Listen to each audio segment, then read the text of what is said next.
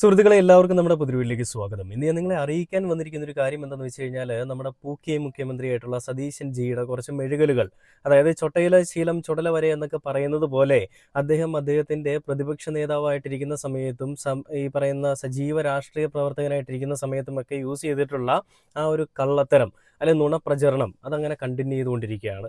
അങ്ങനെ ആ നുണപ്രചരണം സാധാരണ ജനങ്ങൾക്കിടയിൽ മാത്രമല്ല, അദ്ദേഹം ഇപ്പോൾ നിയമസഭയിൽ പോയിട്ട് വരെയും ആ ഒരു നുണ ഇങ്ങനെ പറഞ്ഞുകൊണ്ടേയിരിക്കുകയാണ്. എന്താ പറയുക, നട്ടാൽ മുളയ്ക്കാത്ത നുണ എന്നൊക്കെ നമ്മൾ കേട്ടിട്ടുണ്ട്. എന്ന് പറയുന്നത് പോലെ അദ്ദേഹം ആ ഒരു നുണയെ തന്നെ പിടിച്ചുകൊണ്ട് ഒരു വലിയ മറ സൃഷ്ടിക്കാനായിട്ട് ശ്രമിച്ചുകൊണ്ടിരിക്കുകയാണ്. എന്നാൽ അദ്ദേഹം ആ നുണ പറയുന്നത് ആരുടെ അടുത്താണെന്ന് കൂടി നമ്മൾ ചിന്തിക്കേണ്ടിയിരിക്കുന്നു. അദ്ദേഹം ആ നുണ പറഞ്ഞുകൊണ്ട് ഈ നിയമസഭയിൽ വലിയ കയ്യടി മേടിക്കാൻ വേണ്ടിയിട്ടാണ് കഴിഞ്ഞ ദിവസം ഈ പറയുന്ന ഓരോ ബഡ്ജറ്റും അല്ലെങ്കിൽ അവരുടെ നയപ്രഖ്യാപനങ്ങളൊക്കെ നടത്തിയത്. പക്ഷേ മുന്നിലിരിക്കുന്ന ഒരാൾ അത് പിണറായി വിജയൻ ആയിപ്പോയി എന്നുള്ള ഒരൊറ്റ കാരണം കൊണ്ട് ആ ഒരു പ്രചരണങ്ങളെല്ലാം നുണയാണെന്നുള്ളത് തെളിയുകയും ചെയ്തു. എന്നാൽ നമ്മുടെ നാട്ടിലെ ഈ പെയ്ഡ് മാധ്യമ പാപ്പരാസികളുണ്ടല്ലോ, അങ്ങനെ തന്നെ വിളിക്കണം. അതായത് പെയ്ഡായിട്ട് PR വർക്ക് ചെയ്യാൻ വേണ്ടിയിട്ട് എന്ത് കൊള്ളരുതായ്മ ചെയ്താലും അതിനെയെല്ലാം വെള്ള പൂശാനായിട്ടിരിക്കുന്ന നമ്മുടെ ഈ നാട്ടിലെ മുഖ്യധാരാ മാധ്യമങ്ങൾ, അതിലൊരു റിപ്പോർട്ട് ചാനലടക്കം 24 ന്യൂസ് അടക്കം മനോരമ, മാതൃഭൂമി എല്ലാ ചാനലുകളും നല്ല രീതിയിൽ മെഴുകുന്നുണ്ട്. റിപ്പോർട്ട് ചാനലിലെ അല്ലെങ്കിൽ ഓരോ ന്യൂസ് ചാനലിലെയും ഓരോരോ അവതാരകന്മാർ മാത്രമാണ് നീതിയുടെ പക്ഷത്ത് നിന്നുകൊണ്ട് സംസാരിക്കുന്നത്. ബാക്കി എല്ലാ ആളുകളും ഈ പിണറായി വിജയൻ പോയതാണ് ഏറ്റവും വലിയ കാര്യമെന്ന് പറഞ്ഞുകൊണ്ടാണ് മെഴുകിക്കൊണ്ടിരിക്കുന്നത്. പിണറായി വിജയൻ പോയതല്ല ശരിക്കും പറഞ്ഞ ഇവിടുത്തെ ഏറ്റവും വലിയ കാര്യം. ഇവിടുത്തെ ഈ ജനങ്ങൾക്ക് കിട്ടേണ്ട കാര്യങ്ങൾ അത് വേണ്ട രീതിയിൽ കിട്ടുന്നുണ്ടോ എന്നുള്ളൊരു കാര്യത്തിലാണ് ഏറ്റവും ശ്രദ്ധ കേന്ദ്രീകരിക്കേണ്ടത്. പക്ഷേ നമ്മുടെ നാട്ടിലെ മാധ്യമ പാപ്പരാസികൾക്ക് അല്ലെങ്കിൽ മാധ്യമയോളികൾക്കെന്ന് തന്നെ പറയാം, അവർക്ക് വേണ്ടത് ഇവിടെ ചിരിക്കുന്ന മുഖ്യമന്ത്രിയെ മാത്രമാണ്. അല്ലെങ്കിൽ ആ ഒരു മുഖ്യമന്ത്രിയുടെ ഇടം വലം ചേർന്ന് നിന്നുകൊണ്ട് റീല് ക്രിയേറ്റ് ചെയ്തിടുക, നല്ല മാസ് BGM ഇട്ട് അണികൾക്കിടാൻ വേണ്ടിയിട്ട് കുറച്ച് സാധനം ഇട്ട് കൊടുക്കുക, അതൊക്കെയാണ് അവരുടെ പ്രധാനപ്പെട്ട പരിപാടികൾ ഇന്നത്തെ കാലത്ത്. പിണറായി വിജയൻ ഇരിക്കുന്ന സമയത്ത് എങ്ങനെയെങ്കിലും എവിടെ എന്തൊരു കുറ്റം കണ്ടു കഴിഞ്ഞാലും മുഖ്യമന്ത്രി രാജിവെക്കണം എന്ന് പറഞ്ഞുകൊണ്ടാണ് ഇവർ മെഴുകിക്കൊണ്ടിരുന്നത്. അതിൽ നിന്ന് മാറി ഈ മാധ്യമങ്ങൾ എല്ലാവരും ഒറ്റക്കെട്ടായി നിന്നുകൊണ്ട് തന്നെ ഒരു പാർട്ടിക്ക് വേണ്ടി സംസാരിക്കുന്നത് കാണുമ്പോൾ ഒരു വല്ലാത്തൊരു സന്തോഷം തോന്നുന്നുണ്ട് കേട്ടോ. ഒരു ഐക്യം, ഈ ഒരു ഐക്യമായിരുന്നു എല്ലാ കാലത്തും വേണ്ടത്. എന്നാൽ ഇന്ന് പിണറായി വിജയനുള്ള സമയത്ത് ഈ ഐക്യം നമ്മൾ കണ്ടിട്ടില്ല. എന്നാൽ ഇന്ന് ആ ഒരു ഐക്യം നല്ല രീതിയിൽ കയറി വരുന്നുണ്ട്. അത് മാധ്യമങ്ങൾക്ക് നമ്മുടെ മുഖ്യമന്ത്രി കൊടുക്കുന്ന ഈ ഒരു ചിരി തന്നെയായിരിക്കും പ്രധാന കാരണം. അപ്പം ഞാൻ ഇന്ന് കണ്ടൊരു വീഡിയോ നിങ്ങളെ കാണിച്ചു തരാം. ആ ഒരു വീഡിയോ സൈഡിൽ എന്തായാലും നോക്കിക്കോ. എന്താണെന്ന് അതിൽ പറയുന്നത് വെച്ച് കഴിഞ്ഞാൽ, ഇന്ധന വില വർധനവിനെ പറ്റി നമ്മുടെ VD സതീശൻ പണ്ട് പ്രതിപക്ഷ നേതാവായിട്ടിരിക്കുന്ന സമയത്ത് ഒരു കാര്യം പറയുകയുണ്ടായി. എന്താണ് പറഞ്ഞത്? അധിക നികുതി ഈടാക്കാനായിട്ട് അല്ലെങ്കിൽ അധിക നികുതിയിൽ നിന്ന് കിട്ടുന്ന ലാഭം അത് കൊയ്യാൻ വേണ്ടിയിട്ട് ഈ പറയുന്ന ഭരിക്കുന്ന പാർട്ടി അതിൻ്റെ ടാക്സ് കട്ട് ചെയ്യുന്നില്ല. കേന്ദ്ര സർക്കാർ ടാക്സ് കൂട്ടിയിട്ട് കൊടുത്താലും ആ ടാക്സിന് മുകളിൽ വീണ്ടും ഒരു ടാക്സ് ഇട്ടുകൊണ്ട് തന്നെ ഈ ഭരിക്കുന്ന പാർട്ടി അല്ലെങ്കിൽ നമ്മുടെ ഭരണപക്ഷമൊക്കെ അതിൻ്റെ ടാക്സിൽ നിന്ന് കിട്ടുന്ന ആ ഒരു ഓഹരി എടുക്കാൻ വേണ്ടിയിട്ട് ശ്രമിക്കുകയാണ്. കേരളത്തിലെ ജനങ്ങളെ അല്ലെങ്കിൽ അവരെ ബുദ്ധിമുട്ടിപ്പിക്കാൻ വേണ്ടിയിട്ട് ശ്രമിക്കുകയാണ്. അതിൻ്റെ പേരും പറഞ്ഞുകൊണ്ട് എന്തൊക്കെ സമരങ്ങളായിരുന്നല്ലേ ഇവർ ചെയ്തത് പ്രതിപക്ഷത്തിരിക്കുന്ന സമയത്ത്. എന്നാൽ ഇന്ന് അതിനേക്കാൾ കൂടുതൽ ഇന്ധനവില വർധനവ് വന്ന സമയത്ത് ഇവർ സ്വീകരിക്കുന്ന നിലപാടെന്താണ്? നമ്മുടെ മുഖ്യമന്ത്രിയോട് ചോദിക്കുമ്പോൾ പറയുന്നത്, ആദ്യം ഒരു വില കൂടിക്കൂടി എവിടെയെങ്കിലും ചെന്ന് എത്തി നിൽക്കട്ടെ, എന്നിട്ട് നമുക്ക് തീരുമാനിക്കാം. അല്ലാതെ ഇപ്പോൾ ഓരോ ദിവസം കഴിയുന്നവരും ഇങ്ങനെ കൂടുന്നിടത്ത് എനിക്കൊന്നും ചെയ്യാൻ പറ്റില്ല എന്നാണ്. കമാന്നൊരു അക്ഷരം എന്തെങ്കിലും ചെയ്യുക എന്നതിനേക്കാൾ അപ്പുറം എന്തെങ്കിലും ഒന്ന് തിരിച്ച് പറയാനായിട്ട് സാധിക്കുന്നില്ല എന്നുള്ളൊരു ചോദ്യം ഇവിടെ പ്രസക്തമാണ്. എന്നാൽ ആ ചോദ്യങ്ങൾ പോലും ആർക്കും വേണ്ട. എല്ലാ ആളുകളും സാറ്റിസ്ഫൈഡ് ആണ്. ഞാൻ കുറേ വീഡിയോ കാണാനിടയുണ്ടായി. അതായത് 115 രൂപ പെട്രോളിനായിരിക്കുന്ന സമയത്ത് കുറേ വീഡിയോസ് കണ്ടു. ആ വീഡിയോയിലൊക്കെ പറയുന്നത്, ഞങ്ങൾക്ക് പെട്രോളിന് വില കൂടിയാലും കുഴപ്പമൊന്നുമില്ല, നമ്മൾ അടിച്ചല്ലേ പറ്റൂ, നമുക്ക് കുഴപ്പമൊന്നുമില്ല എന്നാണ് പറയുന്നത്. കേരളത്തിലെ ജനങ്ങളൊക്കെ ഇത്രയും ഉദാര മനസ്കരായി പോയോ, അല്ലെങ്കിൽ ഈ പറയുന്ന വലിയ രീതിയിൽ അങ്ങ് താങ്ങാനും എടുക്കാനും ഒക്കെ നിൽക്കുന്ന രീതിയിലായി പോയോ എന്നൊക്കെ ഞാനിങ്ങനെ ചിന്തിക്കുകയായിരുന്നു. വലിയ മനസ്കതയുള്ള മഹാമനസ്കന്മാരും മനസ്കത്തികളും ഒക്കെ ആയി മാറിയോ എന്നുള്ളതൊക്കെ ഒരു കാര്യങ്ങൾ ഞാനിങ്ങനെ ചിന്തിക്കുകയായിരുന്നു. അപ്പോൾ ഇതിൽ ഞാൻ കണ്ടൊരു വീഡിയോ നിങ്ങളെ കാണിച്ചു തരാം. പ്രതിപക്ഷ നേതാവായിട്ടിരിക്കുന്ന പിണറായി വിജയനും ഇന്നത്തെ മുഖ്യമന്ത്രിയായിരിക്കുന്ന VD സതീശനും ഒരുമിച്ച് നിയമസഭയിൽ കൊമ്പ് കോർക്കുന്ന അല്ലെങ്കിൽ കോർത്ത് നിൽക്കുന്ന ഒരു കാര്യമാണ് നമ്മൾ കാണുന്നത്. പിണറായി വിജയൻ സത്യങ്ങൾ തുപ്പുമ്പോൾ VD സതീശൻ നുണ തുപ്പിക്കൊണ്ടിരിക്കുകയാണ്. ആ നുണകൾക്ക് മുകളിൽ കെട്ടിയൊരു കൊട്ടാരത്തിൻ്റെ മുകളിൽ, അല്ലെ ആ കൊട്ടാരത്തിനുള്ളിൽ ഒരു അധിപനായിട്ടിരിക്കുകയാണ് VD സതീശൻ. എന്നാൽ ഇത് പിണറായി വിജയൻ്റെ മുൻപിൽ എങ്ങണം നടക്കുമോ ഈ പരിപാടി? ഒരിക്കലുമില്ല. ആ പായങ്ങ് മടക്കി വെച്ചോളൂ എന്ന് പറയാനേ പറ്റുള്ളൂ. അപ്പം അങ്ങനെ VD സതീശൻ അദ്ദേഹം കൊടുക്കുന്നൊരു മറുപടിയും VD സതീശൻ തിരിച്ചു പറയുന്ന കാര്യങ്ങളുമൊക്കെയാണ്. ആ ഒരു വീഡിയോയിലേക്ക് എന്തായാലും പോവാം. 2016 മുതൽ 2025 ജനുവരി 31 വരെ ഈ ഡീസൽ പെട്രോളിന്റെ വില വർധനവിന്റെ ഭാഗമായി, അതായത് ഡീസൽ ഇനത്തിൽ 1617 കോടി രൂപയും പെട്രോൾ ഇനത്തിൽ 1466 കോടി രൂപയും ഉൾപ്പെടെ കഴിഞ്ഞ സർക്കാരിന് 3100 കോടി രൂപയുടെ അധിക വരുമാനം ഉണ്ടായിട്ടുണ്ട്. ഒരു രൂപ കുറച്ചിട്ടില്ല. ₹1 കുറച്ചിട്ടില്ല എന്നാണ് നമ്മളുടെ പൂക്കി സതീശൻ പറയുന്നത്. ഇതിനുള്ള മറുപടി എന്നോണം പിണറായി വിജയൻ സഖാവ് കൊടുക്കുന്ന ഒരു കാര്യം കൂടിയുണ്ട്. എന്തായാലും അതുകൂടെ കാണാം.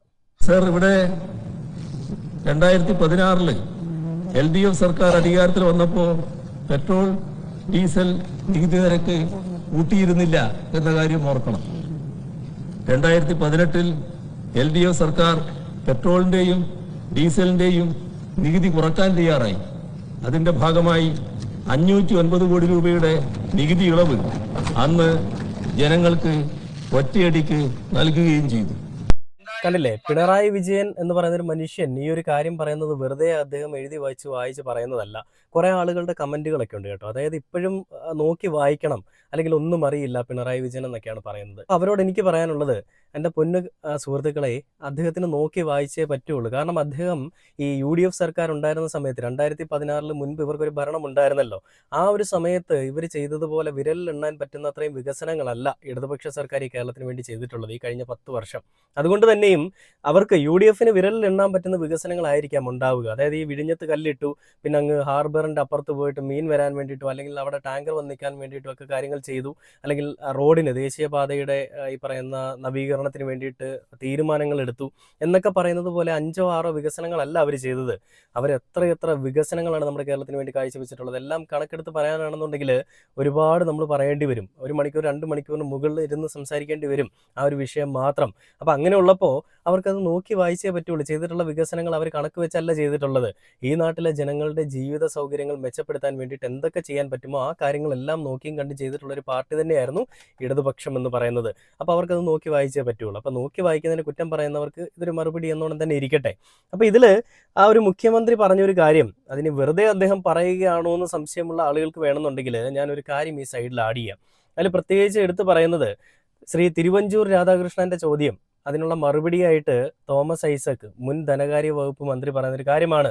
ഈ സർക്കാരിന് നാളിതുവരെ പെട്രോൾ ഡീസൽ വില വർധനവിലൂടെ അധിക വിൽപ്പന നികുതി ഇനത്തിൽ ലഭിച്ച വരുമാനം വ്യക്തമാക്കാമോ എന്നുള്ള ചോദ്യത്തിന് ഈ തോമസ് ഐസക് കൊടുത്തിരിക്കുന്ന മറുപടി, ആ ഒരു നിയമസഭയിൽ കൊടുത്തിട്ടുള്ള രേഖയിൽ കൃത്യമായിട്ട് ഈ ഒരു കാര്യങ്ങൾ അടയാളപ്പെടുത്തിയിട്ടുണ്ട്. ഈ സൈഡിൽ ഞാൻ അത് ആഡ് ചെയ്യാം. ഞാൻ എന്തായാലും അത് മറുപടി ഞാൻ പറഞ്ഞു കേൾപ്പിക്കാം. ഈ സർക്കാർ അധികാരത്തിൽ വന്ന ശേഷം പെട്രോൾ ഡീസൽ വില വർധനവിലൂടെ പെട്രോളിൽ നിന്ന് 349.83 കോടി രൂപയുടെയും ഡീസലിൽ നിന്ന് 481.84 കോടി രൂപയുടെയും അധിക വരുമാനം 30/11/2018 വരെ ലഭിച്ചു. അധിക വരുമാന നികുതിയുടെ ഒരു ഭാഗം ഉപേക്ഷിച്ച് സാധാരണക്കാരെ സഹായിക്കുന്നതിന് 1/6/2018 മുതൽ വിലയിൽ 1 രൂപയെങ്കിലും കുറയുന്ന രീതിയിൽ സംസ്ഥാന സർക്കാർ നികുതി നിരക്ക് കുറച്ച് ഉത്തരവ് പുറപ്പെടുവിച്ചിട്ടുണ്ട്. അതായത് 31/5/2018 ആ ഒരു ഉത്തരവ് അവർ പുറപ്പെടുവിച്ചു. പെട്രോളിയം ഉൽപ്പന്നങ്ങളെ GSTയിൽ ഉൾപ്പെടുത്തിയാൽ ഉണ്ടാകുന്ന നികുതി നഷ്ടത്തിന് ഉചിതമായ നഷ്ടപരിഹാരം GST കോമ്പൻസേഷൻ നിയമത്തിൽ ഉൾപ്പെടുത്തി ഈ വിഷയം പരിഗണിക്കാമെന്നാണ് സർക്കാർ നിലപാട്. ഇവയിൽ നിന്ന് ലഭിക്കുന്ന വിൽപ്പന നികുതി വരുമാനം സംസ്ഥാന സർക്കാരിൻ്റെ റവന്യൂ വരുമാനത്തിലെ ഗണ്യമായ പങ്കാണ്. അതായത് നമ്മുടെ ഇപ്പോഴത്തെ സ്പീക്കറായിട്ടുള്ള തിരുവഞ്ചൂർ രാധാകൃഷ്ണൻ എന്ന് പറയുന്ന നമ്മുടെ ഇപ്പോഴത്തെ സ്പീക്കർ ചോദിക്കുന്ന ചോദ്യത്തിന് TM തോമസ് ഐസക്, ധനകാര്യ വകുപ്പ് മന്ത്രി, പറഞ്ഞിരിക്കുന്ന ആ ഒരു രേഖയിലുള്ള കാര്യങ്ങളാണ് ഞാനിപ്പോൾ വായിച്ച് കേൾപ്പിച്ചത്. ഈ സൈഡിൽ എന്തായാലും ആഡ് ചെയ്തിട്ടുണ്ട്, നിങ്ങൾക്ക് നോക്കുമ്പോൾ തന്നെ അറിയാൻ പറ്റും. കണ്ടില്ലേ, ഇതിൽ നിന്ന് നമുക്ക് മനസ്സിലാവുന്ന ഒരു കാര്യം, VD സതീശൻ എന്ന് പറയുന്ന നമ്മുടെ ഇപ്പോഴത്തെ മുഖ്യമന്ത്രി പണ്ടും ഇന്നും എന്നും ഒരേ കള്ളങ്ങൾ തന്നെ പറഞ്ഞുകൊണ്ട് മെഴുകാനായിട്ട് ശ്രമിക്കുകയാണ്.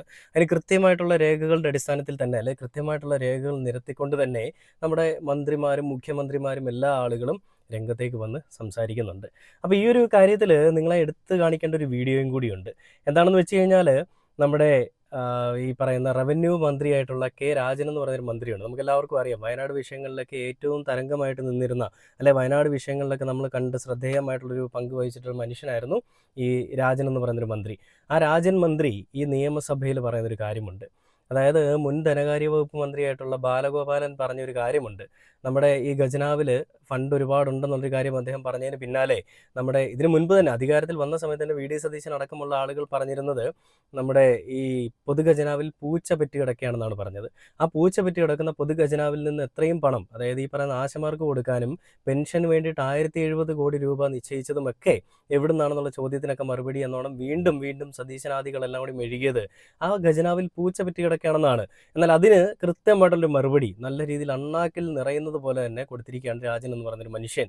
ആ ഒരു പൂച്ച, ഏത് ഇനത്തിൽപ്പെട്ട പൂച്ചയാണെന്ന് നമുക്ക് എല്ലാവർക്കും അറിയണമെന്നുള്ള രീതിയിലാണ് അദ്ദേഹം പറയുന്നത്. എന്തായാലും ആ ഒരു വീഡിയോ കൂടെ ഞാൻ നിങ്ങളെ കാണിച്ചു തരാം. ഈ ബാലഗോപാലൻ ഖജനാവിലേക്ക് വിട്ട മുൻ ധനകാര്യ വകുപ്പ് മന്ത്രി ഖജനാവിലേക്ക് വിട്ട പൂച്ച സാർ ഒരു 1.5 പൂച്ചയാണ്. 5500 കോടി പ്രസവിക്കാൻ പറ്റിയ ഒരു പൂച്ച ഇതിനു മുമ്പ് കേരളത്തിൽ കിട്ടിയില്ല. അതിന്റെ കുഞ്ഞൊന്ന് ബാക്കിയുണ്ടെങ്കിൽ ബഹുമാനപ്പെട്ട വനം മന്ത്രിയുടെ അനുവാദത്തോടു കൂടി ആ സുവോളജിക്കൽ പാർക്കിലേക്ക് ഒന്ന് കൊണ്ടുപോയാൽ നന്നായിരിക്കും എന്ന് കരുതുകയാണ്. നമ്മുടെ മുൻ ധനകാര്യ വകുപ്പ് മന്ത്രി ബാലഗോപാലൻ ആ പൊതുഖജനാവിലേക്ക് വിട്ട പൂച്ചയുടെ ആ ഒരു കുഞ്ഞുണ്ടെന്നുണ്ടെങ്കിൽ നമുക്ക് കുറച്ച് കുഞ്ഞുങ്ങളെ വേണമെന്നാണ് രാജൻ എന്ന് പറയുന്നൊരു മനുഷ്യൻ കൊടുക്കുന്നൊരു മറുപടി. അതായത് ഇവരിപ്പോഴും എഴുതിക്കൊണ്ടിരിക്കുന്നത് പൊതുഖജനാവ് കാലിയാണ്, ഒന്നുമില്ല. പക്ഷേ ഇവർക്ക് പ്രഖ്യാപനങ്ങൾ നടത്താനായിട്ട് ഈ ഫണ്ട് പിന്നെ എവിടെ നിന്നാണ് വന്നത്? പെൻഷൻ അടക്കമുള്ള കാര്യങ്ങൾ കൊടുക്കാനായിട്ട് ഈ ഫണ്ട് എവിടെ നിന്നാണ് വന്നത്? കഴിഞ്ഞ ദിവസം നമ്മൾ കണ്ടതാണ് കേട്ടോ. പെൻഷൻ എന്ന് പറയുമ്പോൾ എടുത്തു പറയേണ്ട ഒരു കാര്യമുണ്ടല്ലോ. പെൻഷൻ ഇവർ കൊടുക്കുന്നത് എങ്ങനെയാണ്? ഓഫീസുകളിൽ വന്ന് കാത്തു കെട്ടിക്കിടക്കണം. അതും ഓഫീസ് എന്ന് പറയുമ്പോൾ ബാങ്കിലല്ല വരുന്നത്. UDFന്റെ തിരഞ്ഞെടുപ്പ് കമ്മിറ്റി ഓഫീസിൽ വെച്ചിട്ടാണ് പെൻഷൻ വിതരണം. പ്രായം ചെന്നവരും എഴുന്നേറ്റ് നടക്കാൻ വയ്യാത്തവരും അന്നന്നത്തെ അന്നത്തിന് വേണ്ടിയിട്ട് ഓടുന്ന ഓട്ടോറിക്ഷ ഡ്രൈവർ അടക്കമുള്ള ആളുകൾ അവിടെ വന്ന് ക്യൂവിൽ നിൽക്കുകയാണ്. എന്നാൽ അവർക്കൊന്നും ഒരു പരാതിയുമില്ല.